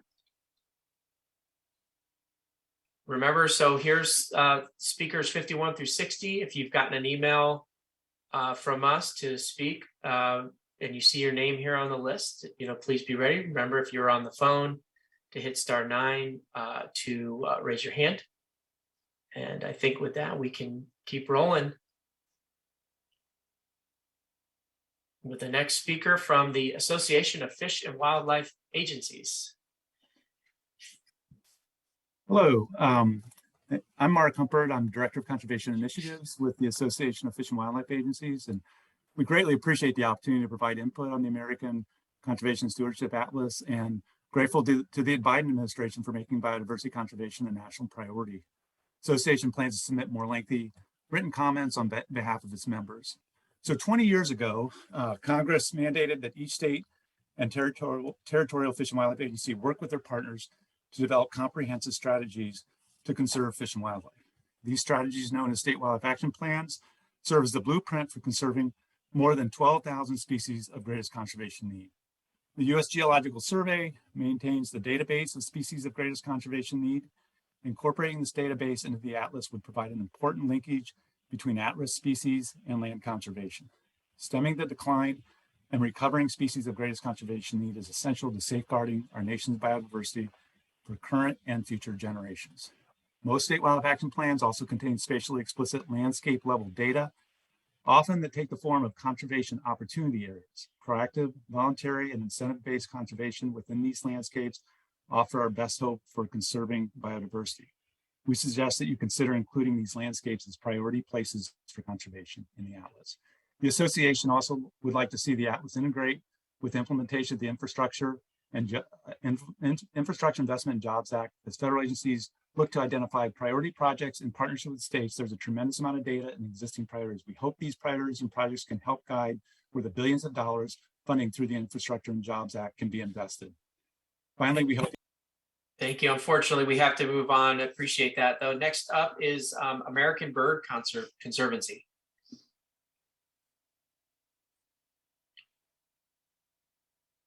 Again, if you're on the phone, *9 to raise your hand. Anybody? Okay, well, seeing none, we'll go on to the Creation Justice Ministries. Hi, thank you for having me. I'm Karen Bigelow at Creation Justice Ministries. We are encouraged to see the Biden administration's commitment to advancing equity and access for all communities as set forth in the principles and area of focus outlined in the American the Beautiful initiative. We highly support the development of the American Conservative and Stewardship Atlas.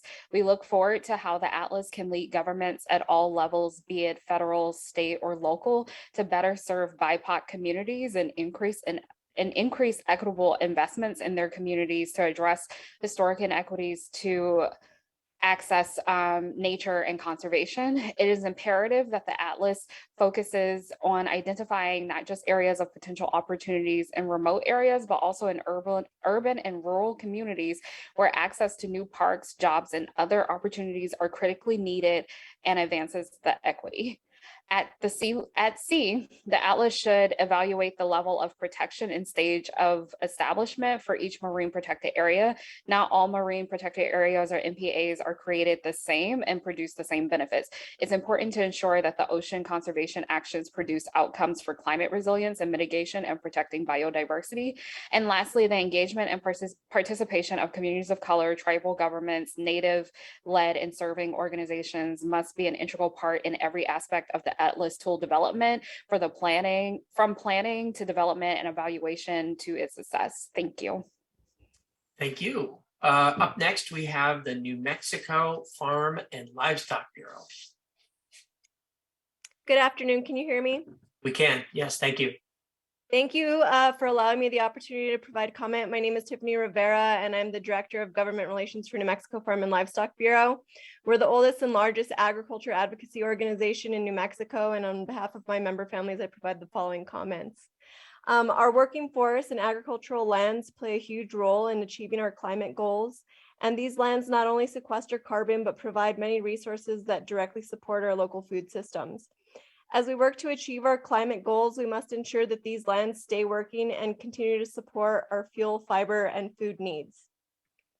Our state's farmers and ranchers are some of the very best stewards of the land, and the Atlas should include an account for the current voluntary conservation efforts implemented by the agricultural community. These efforts include grazing on public lands, which reduce fuel loads and the potential for wildfire, to planting native grasses, which work to reduce erosion, improve water quality, and provide wildlife habitat. The Atlas should also be respectful of private property rights and sensitive producer information and ensure that that information is protected.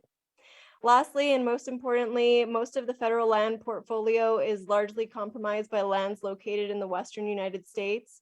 These lands should be adequately accounted for through inclusion in the Atlas and should directly contribute to the overall goals of the America the Beautiful initiative and the 30% conservation requirement. Thank you for the opportunity. Thank you. Next up, we have someone from Power South.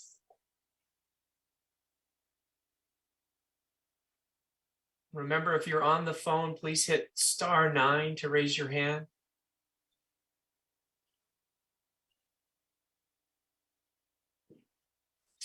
Power South. Okay. we'll move on to the Gulf of Mexico Reef Fish Shareholders Alliance.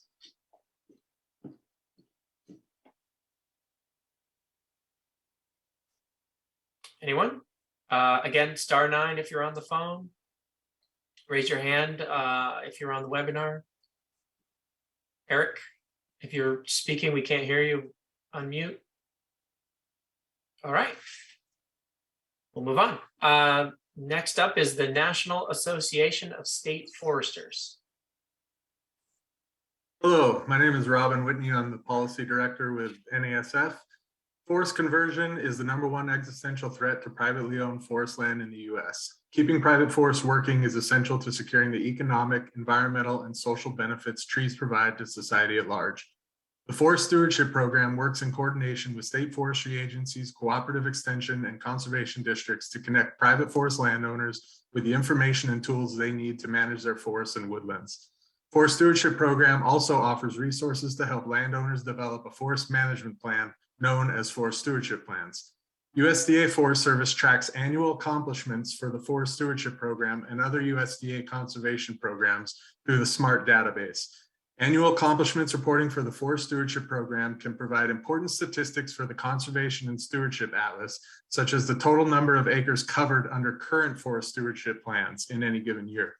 Between 2019 and 2020, for example, the number of acres under current forest stewardship plans increased by nearly 500,000 acres, totaling roughly 24 million acres covered under current forest stewardship plans. Forest Stewardship Program annual accomplishments reporting data through the SMART database demonstrates significant progress in the conservation and stewardship of privately owned forest lands and can be accounted for without compromising individual private property rights.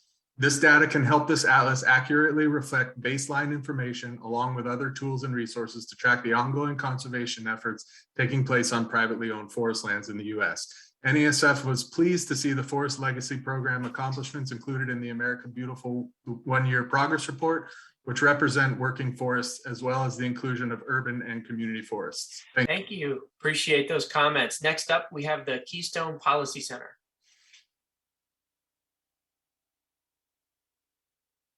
Hello, can you hear me? We can, yes, Great. thank you. My name is Mallory Huggins, and I'm actually speaking on behalf of a group I facilitate called the People, Public Lands, and Climate Collaborative, a group of local and national nonprofits calling for public lands to be part of a just and equitable climate solution. In these comments, I'll focus on two of the collaborative's guiding principles, stakeholder engagement and sense of urgency. On the stakeholder engagement front, we appreciate the opportunity to comment in these listening sessions, online or by phone, and in writing. But we echo other comments that have called for more robust and proactive engagement of stakeholders who may not be tracking opportunities like this. The engagement and participation of communities of color, tribal governments, and Native-led or serving organizations must be an integral part in every aspect of the Atlas tool development if it is to be successful. DOI must prioritize engaging with the communities that are most impacted by climate change and inequitable access to green space and center their voices. Another guiding principle of the collaborative is the sense of urgency. The climate crisis has had and will continue to have devastating impacts on our communities, economies, and ecosystems. We must take bold action now. Developing the Atlas and doing the requisite mapping and stakeholder engagement involved will take time, but DOI should build on existing similar tools and in the near term, identify existing locally driven conservation efforts like those led by collaborative members, invest in them, and prioritize additional efforts, particularly in areas and communities that have borne the brunt of biodiversity losses, climate change, and inequitable access to nature. Thank you so much. Great, thank you. Next up is the Outdoor Alliance for Kids, or OAK. Hello, can you hear me? We can. Wonderful. Hello, my name is Janie Rasmussen. I'm the Senior Campaign Representative for the Outdoors Alliance for Kids, or OAK, which is a national strategic partnership of over 100 organizations and businesses working to connect children, youth, and families to the outdoors. OAK has worked closely with the Department of the Interior for the entirety of our 12 years as a partnership, and we're thrilled to continue this relationship by providing input for the development of the American Conservation and Stewardship Atlas. I'm here to speak on behalf of the partnership with the hopes that the department will do the following in developing the Atlas: center, credit, and resource the work and lived experiences of racially and ethnically diverse communities with attention to those related to youth and family outdoor access. That with respect to the demographics of surrounding gateway communities and visitors, track the quality and accessibility of all public lands and waters. Identify which public land and water units have equitable interpretive signage and programming. Track features that adhere to the American Disability Act requirements and recommendations of the disabled community to both highlight where all children and families can explore the outdoors and identify where accessibility improvements can be made. And finally, track how the Every Kid Outdoors Pass is being used at public land and water units and at which units have Every Kid Outdoors programming available. This is, of course, an abridgment of the expert feedback Oak's multi-sector members can provide, and we strongly encourage the department to provide extensive and truly equitable feedback and review processes. Thank you. Thank you. Okay, next up is a representative from Congressman Russ Fulcher. If you are on the phone, please press *9 to raise your hand.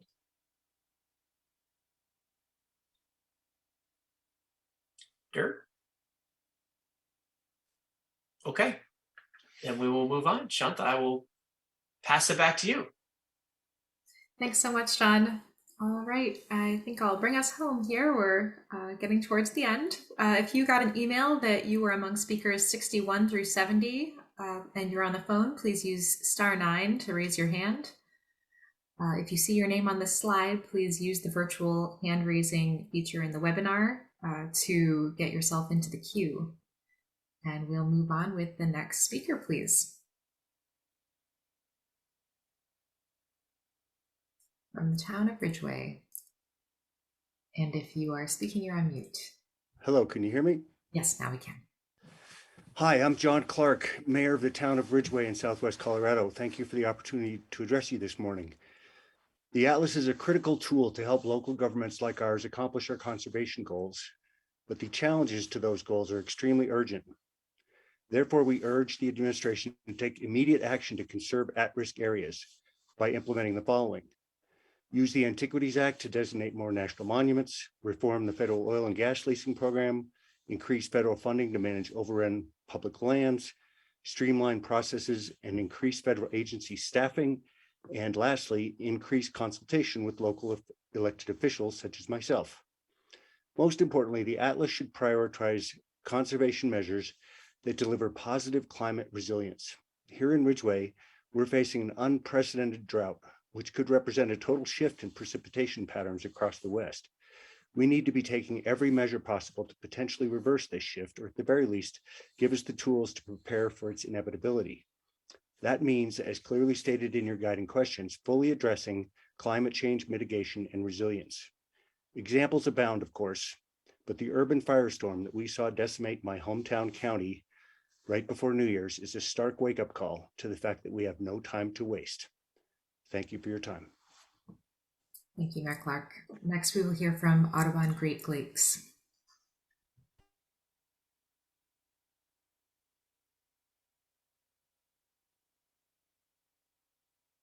And if you're speaking, you're on mute.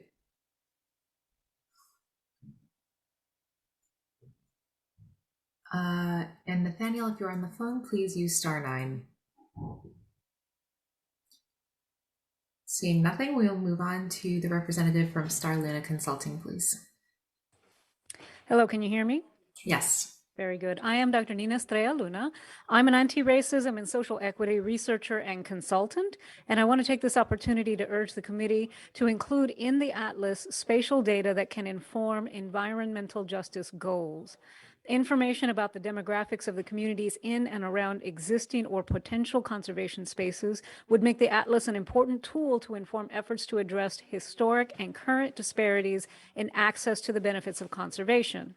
Specifically, race and ethnicity, English language isolation, income, and educational attainment are characteristics that have been shown through 40 years of research and to correlate with the lack of access to open space or other benefits of conservation, among other environmental injustices.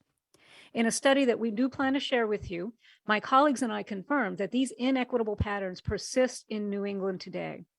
In that study, we also show that conventional conservation criteria, particularly the emphasis on ecological resilience, fails to prioritize lands near historically excluded and currently marginalized groups. So we urge the committee to ensure that race and ethnicity, English language isolation, income, and educational attainment are included in the atlas so that environmental justice can be incorporated into future efforts to protect and restore land. It would also help the Department of Interior comply with President Biden's executive orders around environmental justice, advancing racial equity, and addressing the climate crisis. Thank you. Thank you. Next, we'll hear from the Surfrider Foundation.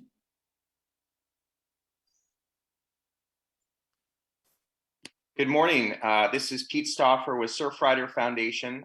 We are a grassroots organization that represents coastal and ocean recreational users. I want to start by saying that Surfrider is a strong supporter of America the Beautiful, and we believe the development of the Atlas is a critical step to establish a baseline and track progress towards the 30 by 30 goal. I also want to note that my comments will focus primarily on ocean and Great Lakes protections, but we recognize the terrestrial piece is critical as well. In terms of sources for science and data, both NOAA and Department of Interior are really good resources for current marine habitat conservation. State and Commonwealth governments are also important sources too, and maintain spatial data on their territorial waters. We believe it's important to focus on permanent protections rather than temporary management action for what's included in the Atlas. Also clearly indicating the levels of protection via a color-coded map, for example, fully protected, highly protected, somewhat protected, etc. The science-based MPA guide is a great resource for that. We also want to emphasize it's important to ground truth information that's on federal and regional databases, as there are sometimes significant discrepancies in terms of what's actually being protected in the water. Finally, Surfrider would like to recommend the inclusion of coastal access points and existing non-consumptive use data.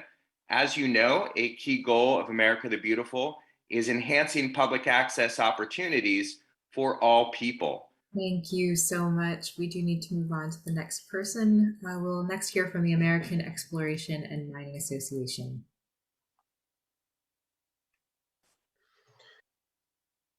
Hi, can you hear me? Yep. Okay, great. Thank you. My name is Sydney Smith, and I'm the Government Affairs Manager for the American Exploration and Mining Association. As the working group considers input for the Stewardship Atlas, AEMA would like to remind you of the multiple use mandate that is still present in FLTMA and the 1897 Organic Act. Although conservation rules the discussion here today, that principle is only part of a balancing act that includes many items. And although the Biden-Harris administration has committed itself to the 30 by 30 initiative, it has also committed to other initiatives that will be undermined if America's public lands are closed off to mineral exploration and development. As we have heard over the last year, President Biden has committed America to fighting climate change by pushing for conversion to climate-friendly technologies like electric vehicles, solar and wind generation, and utility-scale batteries. Shifting our industries to these technologies will spur a massive increase in demand for minerals. Economically viable mineral deposits are rare geologic phenomena, and they can only be mined where they are located. In the United States, these minerals are largely found on federal lands. Naturally, we are concerned about actions that would close off access to mineral deposits and increase our reliance on foreign sources. If we import the minerals, we cancel out the effort to reduce the nation's carbon footprint. We look forward to continued dialogue on this issue, and thank you for the opportunity to participate today. Thank you. Next up, we have the representative from Nova Gold Resources. And we don't see your name in the queue, so if you are on the phone, please use *9 to raise your virtual hand and *6 to unmute. And seeing none, we will move on to our next speaker, please. Hello, I represent a county in northeastern Utah. We have about 28% private land, so the bulk of our county is state, federal, tribal lands. And we're concerned about the 30 by 30 initiative and the Atlas. We don't want to see this Atlas used as a tool to add more conservation lands to our county where we already are disproportionately burdened by public lands. And by burdened, I mean we have lessened ability to generate revenue to fund local government services because of the high amount of public lands. Well, sure, there's payment in lieu of taxes, but out here in the West, we call that pennies in lieu of trillions.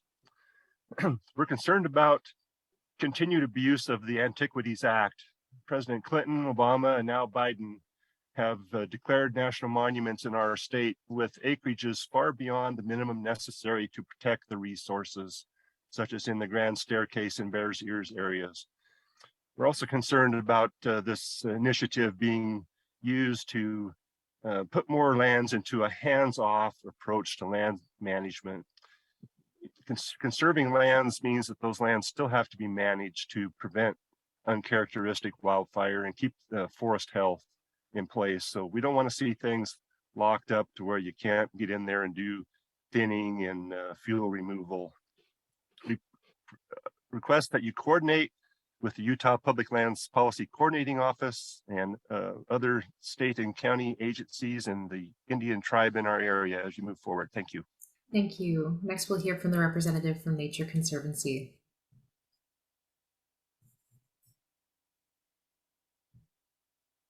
And if you're on the phone, please use *9.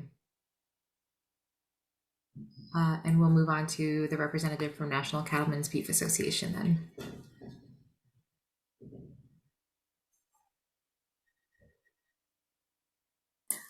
Okay, looks like she's also not here. So we are on to speakers 71 through 77. If you received an email that you are among this group of speakers at the end of the queue, this is the time to raise your virtual hand through the webinar or to use *9 on the phone to raise your hand. And we will now hear from Eric Reed.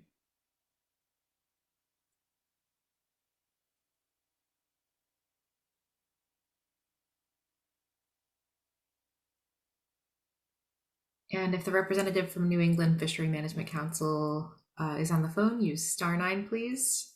Otherwise, we will move on to New Bedford Seafood Consulting.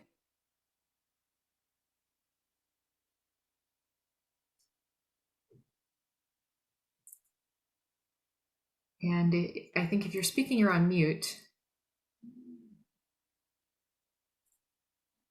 I see you're here, but you're muted. Okay, we will move on then to the next person in the queue.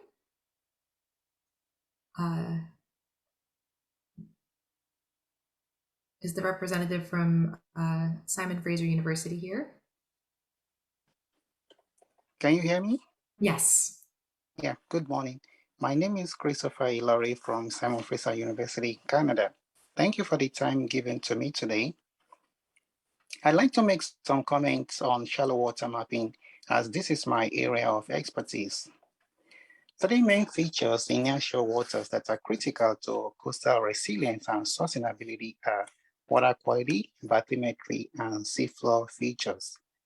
Maps of these three key parameters estimated from time series of satellite data will help in building and enhancing the capacity of people to monitor and adapt to the effect of environmental change on freshwater resources. Management and monitoring of these nearshore habitats is critical to efficiently and accurately track regional changes in ocean pollution, coral reef structures, and water depth. With the emergence of big data and artificial intelligence, data fusion and automation of satellite data is now possible and can be used to derive key metrics for various coastal applications. The National Ocean Service estimates that more than 80% of our ocean is unmapped, unobserved, and unexplored, and that for the ocean and coastal waters of the United States, only about 35% has been mapped with modern methods. Clearly, additional methods for conducting ocean research and understanding the ocean's features remains an area of real need as ocean levels change due to global warming. Thank you. Thank you. Next, we'll hear from Colorado Cattlemen's Association. Thank you. Working lands represent one of the best hopes for conservation. Today's ranchers and farmers, who are the stewards of private working lands, are entrusted with managing the neighborhood grasslands in a way that is holistic, sustainable, and sequesters enormous amounts of carbon with responsible grazing practices. The societal benefits they provide sometimes go unappreciated and unsupported. The America the Beautiful initiative is a unique opportunity to engage all citizens in a partnership that will enhance and forever protect these important ecosystems. Conservation easements keep the land working and providing economic support for not only rural communities, but every facet of society. The CRP program reestablished millions of acres of grasslands in the United States and has been a huge success. The problem is the acres under contract are set to expire and without further support will be converted back to non-grassland. In Colorado in the last 12 months, there have been 2 newly discovered lesser prairie chicken leks in CRP grassland. This was historical habitat, and only because of the CRP program have the threatened species found their way back into their native habitat. They are doing everything they possibly can to survive. Let's do our part to help. America's grassland birds have declined by as much as 80%, and birds are the true indicators of the health of our ecosystem. It's imperative that we conserve and reestablish grasslands. Thank you. Thank you. Next, we'll hear from the Utah Public Lands Policy Coordinating Office.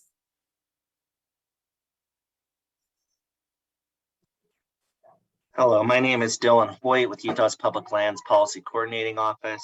I would like to agree with Mike Hyde from Duchesne County. Many of the concerns that they have are the same concerns that the state's public land office has. We really are a coordinating office. We work with federal partners, state partners, local partners, tribal partners. And I think the goal of the Atlas is to figure out how we can have better coordination, less conflict on the ground so that we can actively manage our public lands. Utah is the only state in the nation that has a resource management plan for the state and all 29 counties. We would request that in the development of the Atlas that those are taken into account, that those local efforts are acknowledged and that the communities that rely upon these natural resources are allowed to thrive. We recognize that multiple use is important and there is nothing more inclusive than access to public lands.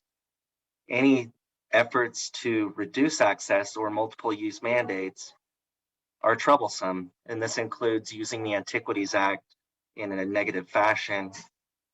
We're grateful for the opportunity to showcase what we've done right and where we've learned from our mistakes, and to work with our federal partners and other partners to be more resilient as a nation, but in a way that works for local communities and governments without the overreach that has happened in the past from federal government. Thank you.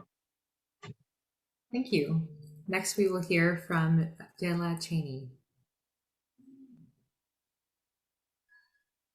And if you're on the phone, please use *9.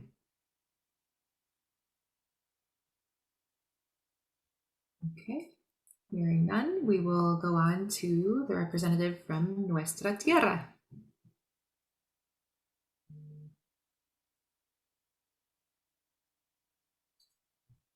Angel Peña, are you on? If not, we are at the end of the speaker queue. If we inadvertently missed anyone who was registered for this session, this is the time to please raise your hand to make sure that you have an opportunity before we close. Okay, we have someone on the phone. Please use *6 to unmute. Hi, my name is Craig Bakurjian, and I'm with the Nevada Conservation League. Nevadans have been feeling the effects of the climate crisis every day. My state is home to 2 of the largest warming cities in the country, with record-breaking temperatures year after year. And for the first time, Nevada Lake Mead has fallen to a record short or record low. One of the best things that we can do to act against the climate crisis is land conservation, which helps by absorbing greenhouse gases and prevents future significant greenhouse gas emissions that result from poorly planned development and construction. The Nevada Conservation League applauds the Biden administration for setting a first ever national conservation goal, the 30 by 30. With the vast majority of Nevada's lands being managed by the federal government, our state can play an important role in meeting that goal. That's why in 2021, Nevada became the first state to pass a 30 by 30 legislation, confirming our strong commitment to safeguarding our national heritage. To meet this goal, a coalition of tribes, conservation communities, and local community members have sought to establish the Ebell National Monument, 450,000 acres of culturally significant land for indigenous communities in a valued corridor of continuous environmental protection between Lake Mead and the Mojave Preserve. We are excited about the support that Ebell has received from Congresswoman Dina Titus and Congresswoman Susie Lee. We are eager to work with the Biden administration to advance this important conservation effort. Thank you for the time to speak today. Thank you. And this is the last call if we inadvertently missed anybody. Jim Kendall, I see you're unmuted. We missed you earlier.